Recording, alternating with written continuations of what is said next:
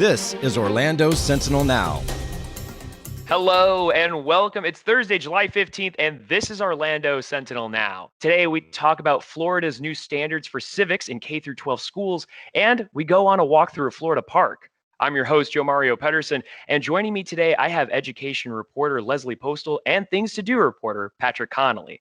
Thank you both so much for being here. Let's go ahead and jump right into it. Leslie, coming to you first for one of your latest headlines. Florida adopts new standards for civics, Holocaust education amid cheers and criticism. Now, this comes about with a push from Governor Ron DeSantis on Wednesday, and a lot are worried that these new standards are going to impose some whitewashing of history. Can you tell us more? As you said, Governor DeSantis has pushed civics education. He thinks it's been taught in Florida schools for years, but he thinks that they need to do a better job, that students need to know more about the founding of the country and the founding principles of the country and the founding documents. And there's certainly a lot of people who agree with him, but this comes on the heels of his pushing for the state to ban critical race theory.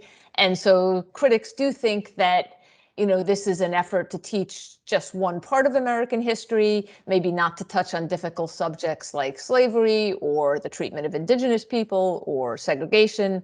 So yes, there has certainly been criticism of that as well. So with the new standards, when they do take hold, what exactly will the focus be? The standards are basically spell out what kids should learn in their social studies classes about civics, kindergarten through 12th grade. The state says these really focus on American exceptionalism, and that kind of permeates much of them. And, they talk about kids learning kind of basic things about symbols of the United States, like the flag and the Pledge of Allegiance, and then, also the branches of government, that, as they get older, a lot more detail about our history and about civics. I want to visit one last point of view here, Leslie, before we move on, and that's the state's Holocaust Education Task Force, which weighed in on this topic. What did they have to say about the new standards? They were very happy that there were going to be standards for Holocaust education. It's been required that students learn about what happened since 1994, but this actually spells out what they should learn. So they were pleased with that. They weren't totally pleased with the way the final standards came out. The state law says students should learn what happened, what Nazi Germany did, but also kind of learn broader lessons about tolerance and prejudice and how to get along with others. And they feel like the state really backed away from those broader, more universal lessons. So they were disappointed about that piece. Very interesting developments and a lot more details to this piece. If you're interested, you can find Leslie's work available at orlandosentinel.com. Leslie, thank you so much. All right, time now for a Florida Fresh Air feature. We've got Patrick Connolly here, who's taking us a walk through Orlando Park, or excuse me, I guess it's really more of an Eastern Orange County park. This would be the Isle of Pine Preserve. Patrick, can you tell us more? Sure. So this is sort of a, lightly trafficked, a little bit more remote, just green space out there. It is managed by Orange County as part of their Green Places program. So it's in a similar network of preserves with like Split Oak Forest and similar places like that. So 464 acres set on pine flatwoods and scrub habitat. And it is pretty sunny there. So if you're going to hike it during the summer, definitely hit it in the morning or evening. But just kind of a nice scenic walk, through some trails. It is a little sandy, so definitely, be mindful of your footwear whenever you go. But, along the way, you might see some birds flying overhead, and it has equestrian access as well. So, you can horseback ride over there as well. There's a network of trails on the eastern side of the preserve. So there's the blue trail, which makes kind of a nice loop. There's the red trail and the orange trail, which is currently flooded, at least as I recently went. That kind of goes even further into the preserve. So that might be more of a seasonal hike. But that was pretty nice. There's some little picnic areas around there. And that's where you can do a majority of your hiking. Now, if you head just about a mile west down the road, there's another trailhead, and you can hit the Green Trail, which goes right along the edge of Lake Mary Jane. Gives you some lakefront views, another little picnic area, short trail. So there's a good bit to explore there. Just kind of a nice walk through nature. And yeah, whenever I showed up, I think I was the only car at the trailhead. So sometimes I like places like that where you really just want to get away from the crowds and just be out there. So definitely a good feeling sometimes like that. You mentioned that there wasn't a ton of shade out there and quite a bit of exposure to the sun. If anyone's interested in heading out there, what are some other things they should know before they go? Sure. So the preserve is open sunrise to sunset generally, and you'll find out there are picnic benches and hiking trails, but not a whole lot of amenities, no restrooms. Be sure you bring water with you. Of course, in the sun, I would definitely recommend sunscreen and a hat. Bring some water with you on the trails because, like I said, it is a little bit remote. Bugs weren't too bad out there, but I always say err on the side of putting on your bug spray.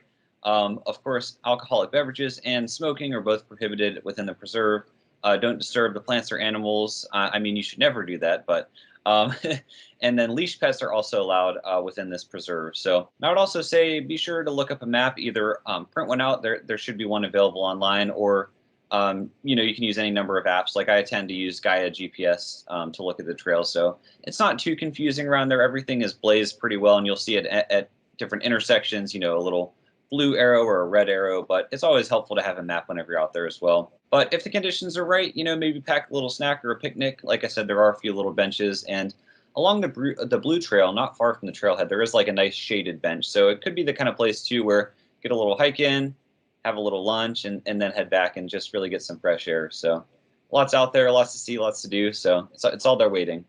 On the topic of seeing things, I like to ask you, as a photographer, what were any images that may have stuck with you while you were out there? So I saw some birds flying way overhead, vulture maybe. And like I said, you might be able to see hawks there as well, the occasional egret. But I did get a picture of a laurel swallowtail butterfly perched on a wildflower. I will say I heard some more birds too, but I think in a habitat like that, the birds usually have the advantage. They're going to see you long before you see them. So I definitely heard some of them. And, I hadn't seen a whole lot of wildlife, but finally on the way back to the car, I caught a glimpse of a gopher tortoise just making its way up the trail, kind of right next to me. And, I kind of just walked right by it and, got far enough ahead just to crouch down and get a picture of it. And, it's a little skittish, but, he cooperated, mugged for the camera a little bit. So that was fun.